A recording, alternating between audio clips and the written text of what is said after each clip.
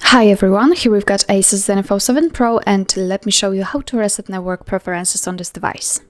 So first of all, we have to find and open the settings, and now let's scroll down to the very bottom and tap on the system. Now let's tap on reset options, and as you can see on the very first position we can reset network preferences, so let's tap on it. Now your device is telling you that it will reset all network settings, including Wi-Fi, mobile data and Bluetooth. So if you're ready, tap on reset settings.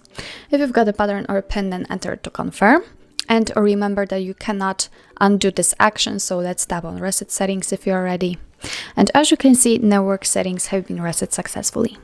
So actually that's all. This is how to reset network preferences in your ASUS Zenfone 7 Pro. Thank you so much for watching. I hope that this video was helpful, and if it was, please hit the subscribe button and leave the thumbs up.